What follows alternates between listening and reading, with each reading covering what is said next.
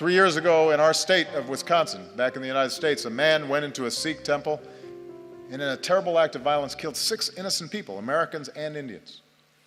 And in that moment of shared grief, our two countries reaffirmed a basic truth, as we must again today, that every person has the right to practice their faith how they choose, or to practice no faith at all, and to do so free of persecution and fear and discrimination.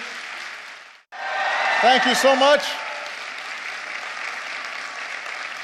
Thank you so much, Neha, for what a wonderful introduction.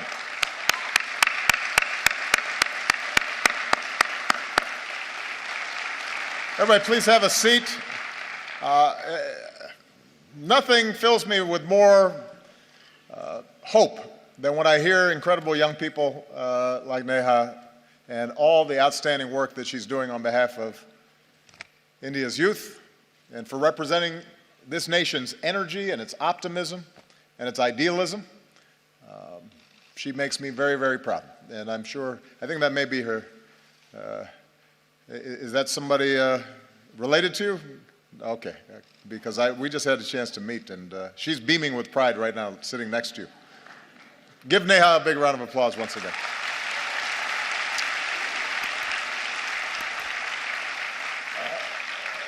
Distinguished guests, ladies and gentlemen, to all the students and young people who are here today, to the people of India watching and listening across this vast nation, I bring the friendship and the greetings of the American people. On behalf of myself and Michelle, thank you so much for welcoming us back to India.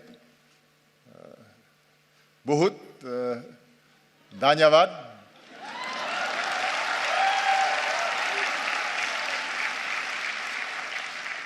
It has been a great honor to be the first American president to join you for Republic Day. With the tricolor waving above us, we celebrated the strength of your Constitution. We paid tribute to India's fallen heroes. In yesterday's parade, we saw the pride and the diversity of this nation, including the daredevils on their Royal Enfields, which was very impressive. Secret Service does not let me ride motorcycles, especially not on my head. I realize that the sight of an American president as your chief guest on Republic Day would once have seemed unimaginable, but my visit reflects the possibilities of a new moment. As I've said many times, I believe that the relationship between India and the United States can be one of the defining partnerships of the century. When I spoke to your parliament on my last visit, I laid out my vision for how our two nations can build that partnership. And today I want to speak directly to you, the people of India, about what I believe we can achieve together and how we can do it. And my commitment to a new chapter between our countries flows from the deep friendship between our people. And Michelle and I have felt it ourselves. I recognized India with the first state visit of my presidency, where we also danced to some pretty good Bhangra. For the first time, we brought Diwali to the White House. On our last celebration here,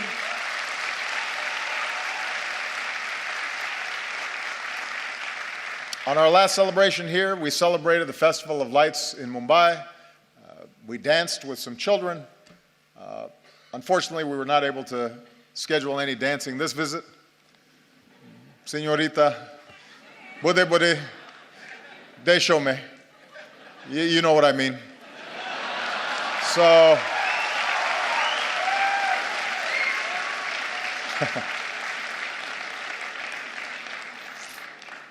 everybody said, by the way, how much better a dancer Michelle was than me, which hurt my feelings a little bit. On a more personal level, India represents an intersection of two men who've always inspired me. When Reverend Dr. Martin Luther King Jr. was protesting racial segregation in the United States, he said that his guiding light was Mahatma Gandhi. When Dr. King came to India, he said that being here in Gandhi's land reaffirmed his conviction that in the struggle for justice and human dignity, the most potent weapon of all is nonviolent resistance. And those two great souls are why we can gather here today, Indians and Americans, equal and free. And there's another link that binds us. More than 100 years ago, America welcomed a son of India, Swami Vivekananda. And Swami Vivekananda helped bring Hinduism and yoga to our country. And he came to my hometown of Chicago. And there, at a great gathering of religious leaders, he spoke of his faith and the divinity in every soul and the purity of love. And he began his speech with a simple greeting: sisters and brothers of America. So today, let me say, sisters and brothers of India.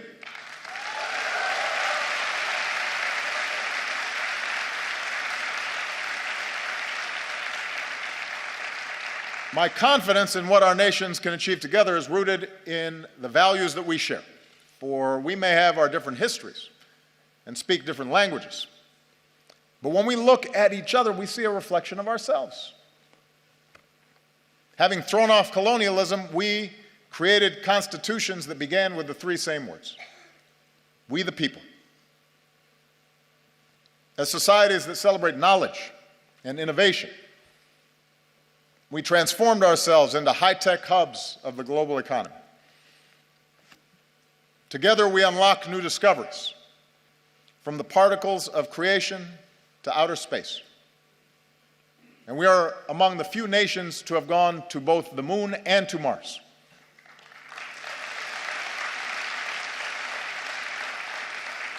And here in India, this dynamism has resulted in a stunning achievement. You've lifted countless millions from poverty and built one of the world's largest middle classes. And nobody embodies this progress and this sense of possibility more than our young people.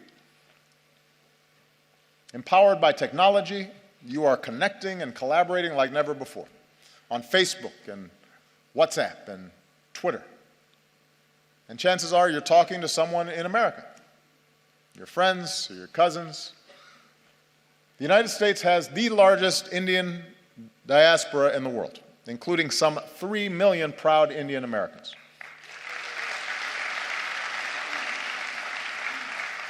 And they make America stronger, and they tie us together. Bonds of family and friendship that allow us to share in each other's success. So for all these reasons, India and the United States are not just natural partners.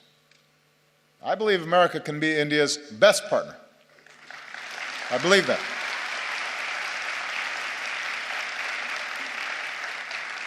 Of course, only Indians can decide India's role in the world, but I'm here because I'm absolutely convinced that both our peoples will have more jobs and opportunity, and our nations will be more secure, and the world will be safer and a more just place when our two democracies, the world's largest democracy and the world's oldest democracy, stand together. I believe that. So here in New Delhi, Prime Minister Modi and I have begun this work anew, and here's what I think we can do together. America wants to be your partner as you lift up the lives of the Indian people and provide greater opportunity. So working together, we're giving farmers new techniques and data, from our satellites to their cell phones, to increase yields and boost incomes. We're joining you in your effort to empower every Indian with a bank account. And with the breakthroughs we achieved on this visit, we can finally move toward fully implementing our civil nuclear agreement, which will mean more reliable electricity for Indians and cleaner non-carbon energy that helps fight climate change.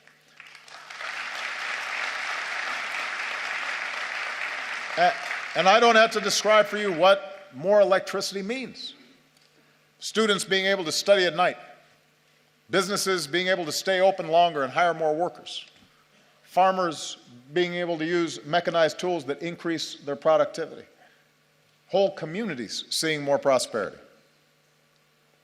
In recent years, India has lifted more people out of poverty than any other country. And now we have a historic opportunity, with India leading the way, to end the injustice of extreme poverty all around the world.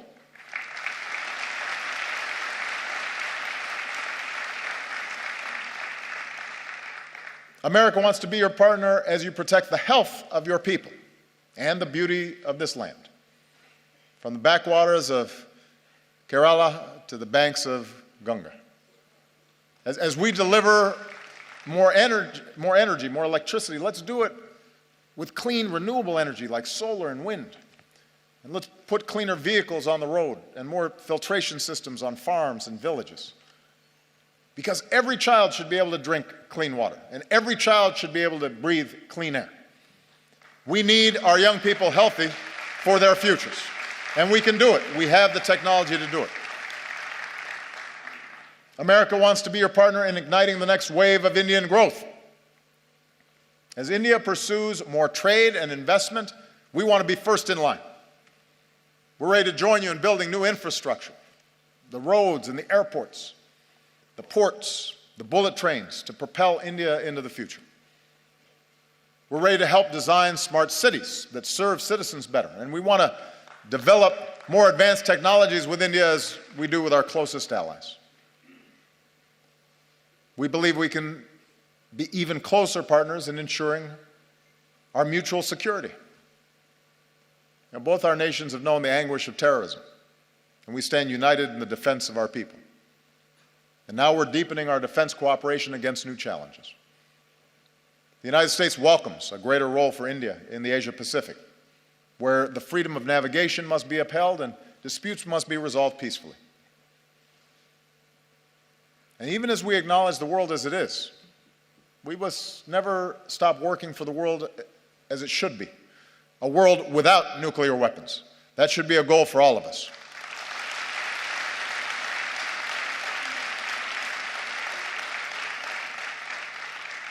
I believe if we're going to be true global partners, then our two nations must do more around the world together.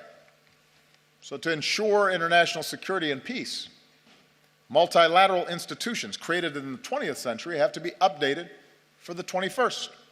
And that's why I support a reformed United Nations Security Council that includes India as a permanent member.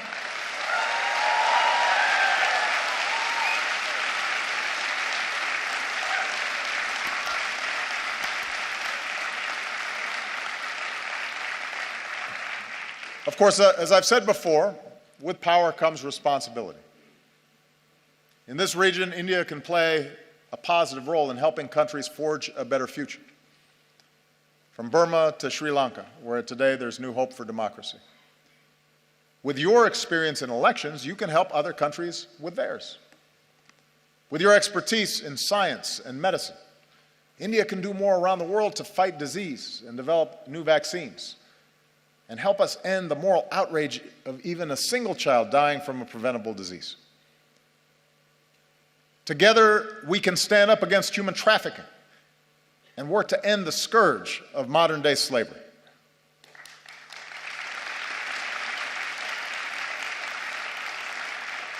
And being global partners means confronting the urgent global challenge of climate change.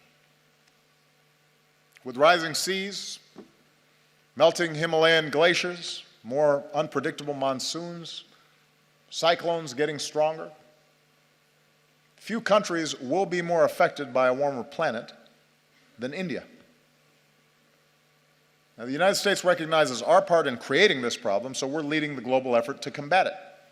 And today I can say that America's carbon pollution is near its lowest level in almost 2 decades. I know the argument made by some that it's unfair for countries like the United States to ask developing nations and emerging economies like India to reduce your dependence on the same fossil fuels that help power our growth for more than a century.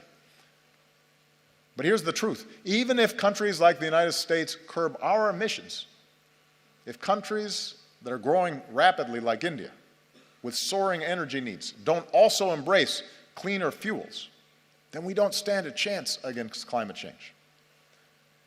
So we welcome India's ambitious targets for generating more clean energy. We'll continue to help India deal with the impacts of climate change, because you shouldn't have to bear that burden alone. And as we keep working for a strong global agreement on climate change, it's young people like you who have to speak up so we can protect this planet for your generation, I'll be gone when the worst effects happen. It's your generation and your children that are going to be impacted. And that's why it's urgent that we begin this work right now. Development that lifts up the lives and health of our people, trade and economic partnerships that reduce poverty and create opportunity, leadership in the world that defends our security and advances human dignity and protects our planet. That's what I believe India and America can do together. So with the rest of my time, I want to discuss how we can do it. Because in big and diverse societies like ours, progress ultimately depends on something more basic, and that is how we see each other. And we know from experience what makes nations strong. Neha, I think, did a great job of describing the essence of what's important here.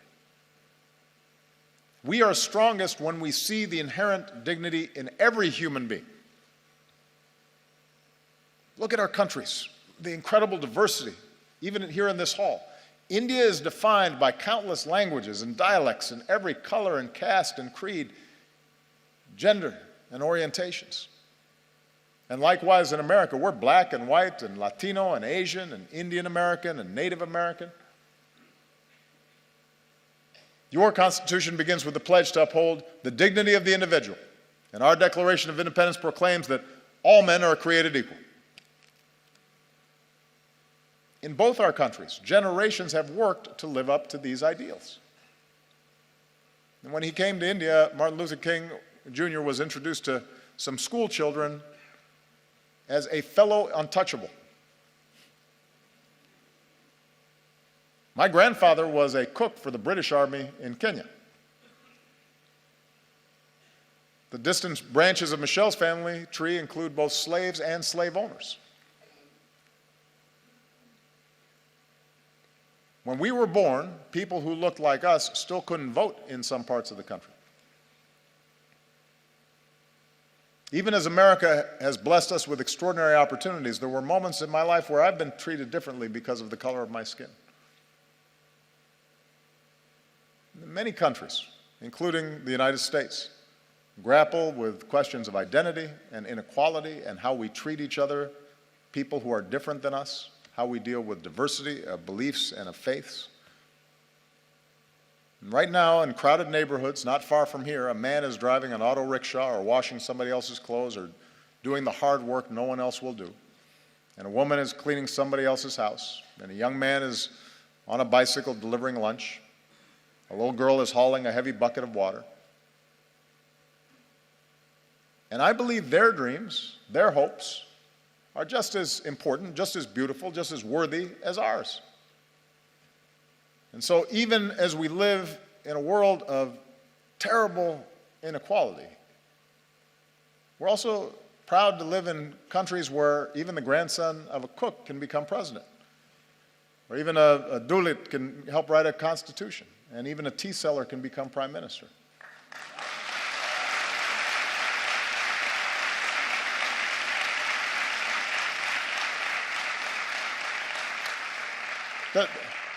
The point is that the aim of our work must be not to just have a few do well, but to have everybody have a chance. Everybody who's willing to work for it have the ability to dream big and then reach those dreams. Our nations are strongest when we uphold the equality of all our people, and that includes our women. Now, you may have noticed I am married to a very strong and talented woman. Michelle is not afraid to speak her mind or tell me when I'm wrong, which happens frequently. And we have two beautiful daughters, so I'm surrounded by smart, strong women. And in raising our girls, we've tried to instill in them basic values. A sense of compassion for others and respect for themselves and the confidence that they can go as far as their imaginations and abilities will carry them. And as part of Michelle's work as First Lady, she's met with women and girls around the world, including here in India, to let them know that America believes in them too. In the United States, we're still working to make sure that women and girls have all the opportunities they deserve and that they're treated equally.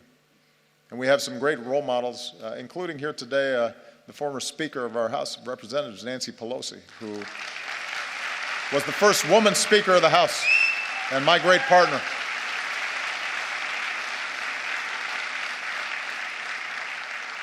And here in India, it's the wives and the mothers who so often hold families and communities together. Indian women have shown that they can succeed in every field, including government, where many of your leaders are women.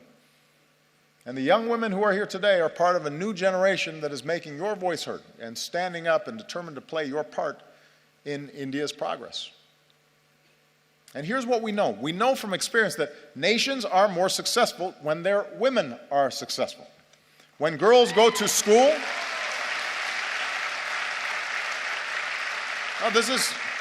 this is one of the most direct measures of whether a nation is going to develop effectively, is how it treats its women.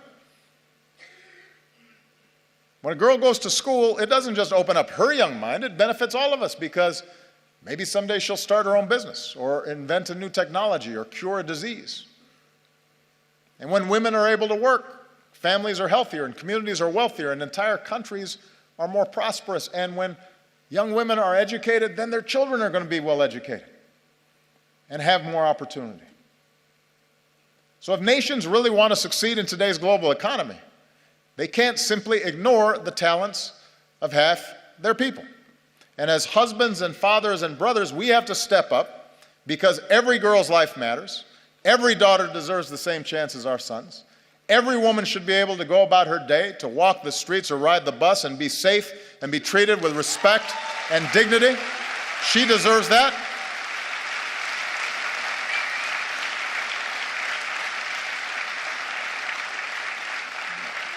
And one of the favorite things about this trip for me has been to see all these incredible Indian women in the armed forces, including the person who commanded the guard that greeted me when I arrived. It's remarkable, and it's a sign of great strength and great progress. Our nations are strongest when we see that we are all God's children, all equal in His eyes and worthy of His love. Across our two great countries, we have Hindus and Muslims, Christians and Sikhs and Jews and Buddhists and Jains and so many faiths. And we remember the wisdom of Gandhiji, who said, "For me, the different religions are beautiful flowers from the same garden, or they are branches of the same majestic tree." Branches of the same majestic tree. Our freedom of religion is written into our founding documents. It's part of America's very first amendment. Your Article 25 says that all people are equally entitled to freedom of conscience and the right freely to profess, practice, and propagate religion. In both our countries, in all countries, upholding this fundamental freedom is the responsibility of government, but it's also the responsibility of every person. In our lives, Michelle and I have been strengthened by our Christian faith. But there have been times where my faith's been questioned by people who don't know me. Or they've said I adhere to a different religion, as if that were somehow a bad thing. Around the world, we've seen intolerance and violence and terror perpetrated by those who profess to be standing up for their faith, but in fact are betraying it. No society is immune from the darkest impulses of man, and too often religion has been used to tap into those darker impulses as opposed to the light of God. 3 years ago in our state of Wisconsin, back in the United States, a man went into a Sikh temple and in a terrible act of violence killed 6 innocent people, Americans and Indians. And in that moment of shared grief, our two countries reaffirmed a basic truth, as we must again today, that every person has the right to practice their faith how they choose, or to practice no faith at all, and to do so free of persecution and fear and discrimination.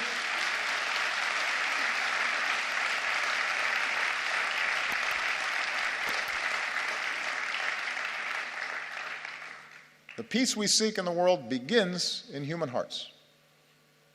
And it finds its glorious expression when we look beyond any differences in religion or tribe and rejoice in the beauty of every soul. And nowhere is that more important than India. Nowhere is it going to be more necessary for that foundational value to be upheld. India will succeed so long as it is not splintered along the lines of religious faith, so long it's not splintered along any lines and is unified as one nation. And it's when all Indians, whatever your faith, go to the movies and applaud actors like Shah Rukh Khan, and when you celebrate athletes like Milkha Singh or Mary Kom, and every Indian can take pride in the courage of a humanitarian who liberates boys and girls from forced labor and exploitation, who's here today, Kailash Satyarthi, our most recent winner of the Nobel Prize for Peace. So that's what unifies us. Do we act with compassion and empathy? Are we measured by our efforts, by what Dr. King called the content of our character, rather than the color of our skin or the manner in which we worship our God? In both our countries, in India and in America, our diversity is our strength, and we have to guard against any efforts to divide ourselves along sectarian lines or any other lines.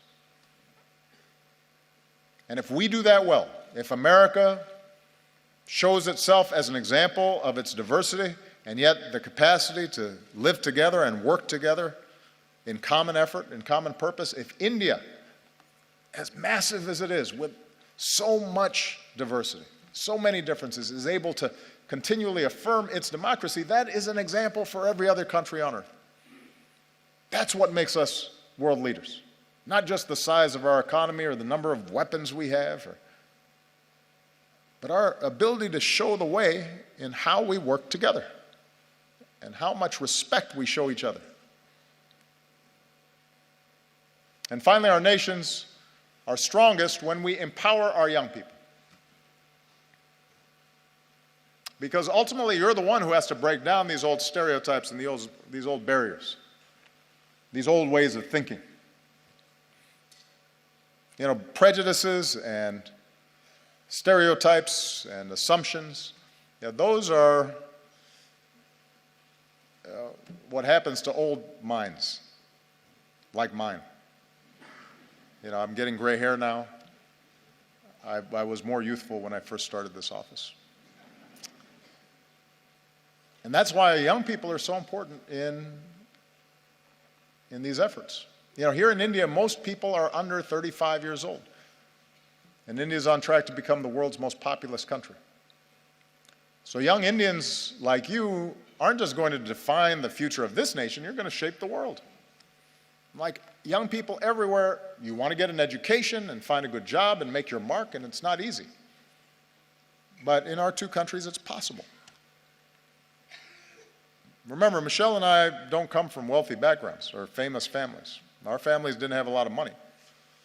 We did have parents and teachers and communities that cared about us, and with the help of scholarships and student loans, we were able to attend some of the best schools in the world.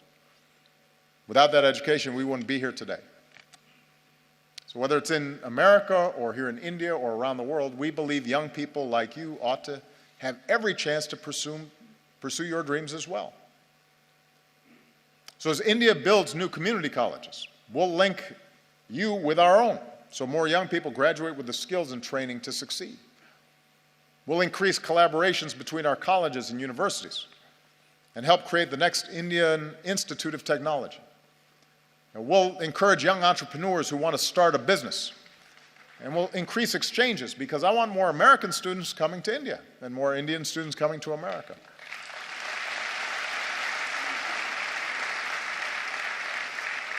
And that way we can learn from each other and we can go further. Because one other thing we have in common, Indians and Americans are some of the hardest working people on earth. And I've seen that, Michelle and I have seen that in a family here in India. I just want to tell you a quick story. On our last visit here, we visited Humayun's tomb. And while we were there, we met some of the laborers who are the backbone of this nation's progress. We met their children and their families as well. And some wonderful young children with bright smiles, sparks in their eyes. And one of the children we met was a boy named Vishal. And today, Vishal is 16 years old, and he and his family live in South Delhi in the village of Murband. This is Vishal. And his mother works hard in their modest home, and his sister is now in university. She wants to become a teacher. His brother is a construction worker earning his daily wage. And his father works as a stone layer farther away, but sends home what little he makes so Vishal can go to school. And Vishal loves math, and mostly he studies. And when he's not studying, he likes watching Kubudi. And he dreams of someday joining the Indian Armed Forces. And we're grateful that Vishal and his family joined us today. We're very proud of him because he's an example of the talent that's here. And Vishal's dreams are as important as Malia and Sasha's dreams, our daughters. And we want him to have the same opportunities. Sisters and brothers of India. Now, we are not perfect countries, and we've known tragedy and we've known triumph.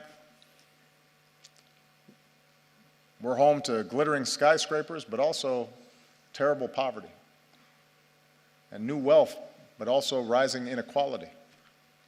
We have many challenges in front of us. But the reason I stand here today, and I'm so optimistic about our future together, is that despite our imperfections, our two nations possess the keys to progress in the century ahead. We vote in free elections. We work and we build and we innovate. We lift up the least among us.